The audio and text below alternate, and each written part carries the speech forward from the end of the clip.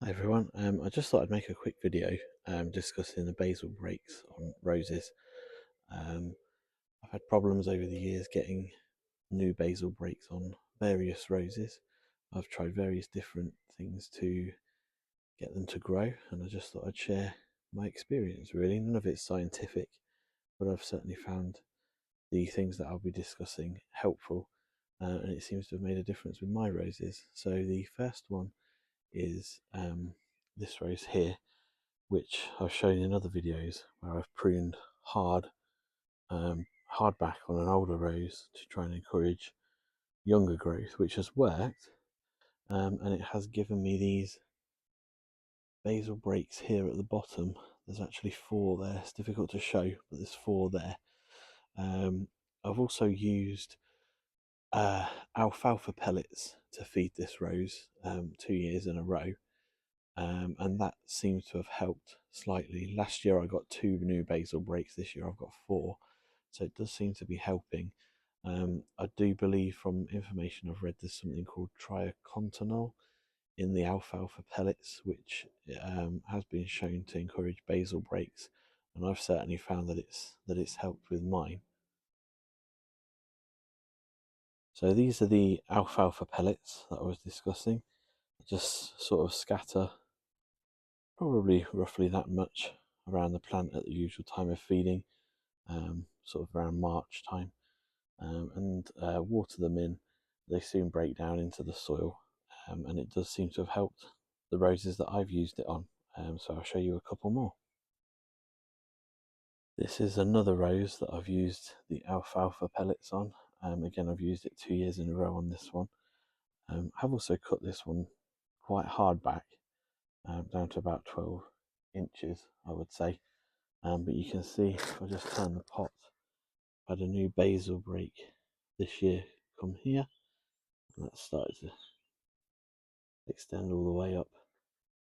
And we've also had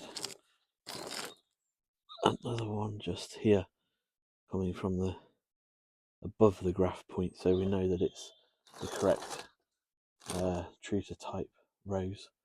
You can see that's showing quite good there. The older stems left and right, and the new basal break in the middle is a slightly lighter green colour on this rose. So we've got two of those there. That's going to take up the number of main canes on this rose to around 6, which is really good, because it was a rose that was struggling a couple of years ago. So it's really helped to encourage those new basal breaks. This is another one of my roses that I've struggled with basal breaks on. This is Desdemona. That's the first flower of the year.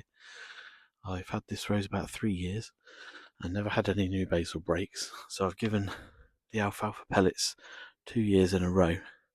You can actually see this year bright new red growth there. Again, I've got 4 new basal breaks on this plant, which is great because I've only ever, well, like I said, I've never had any on this. So to have 4 in 1 year, you can just see those sort of lighter coloured parts of the leftovers of the alfalfa from March. So it waters in quite quickly. Doesn't look too bad. It's the pellets sort of swell up and then break down into the soil. But yeah, there you can see I've got 4 new breaks.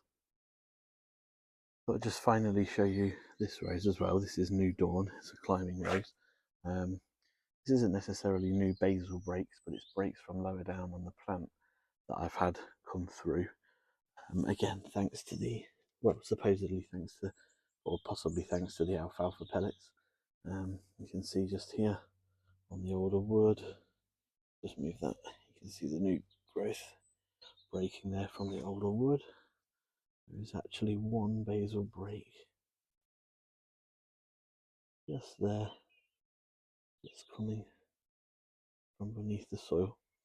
Like I say, none of this is scientific, but it's certainly something I've noticed. It seems to help with the plants.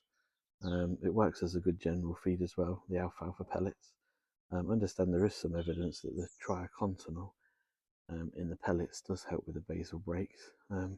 Like I said, none of what I'm doing is scientific, but just my observations of using the alfalfa, and it does seem to have encouraged a lot of my plants to create new basal breaks or new breaks lower down. You can see there again another one coming from towards the base of the plant. So it does seem to have helped, to be honest. And like I said, if I just pop back round, this is Conte de Chambord, and that was looking really poorly at the end of last year. But we've cut it quite hard back, and possibly a combination of that and the alfalfa pellets has kind of forced it to produce these two new basal breaks, which will hopefully go on to become main canes. So yeah, we'll keep an eye on that, and it's certainly something I'll be using going forward. Yeah, hope you've enjoyed the video. Please like and subscribe if you have, and there'll be more videos soon.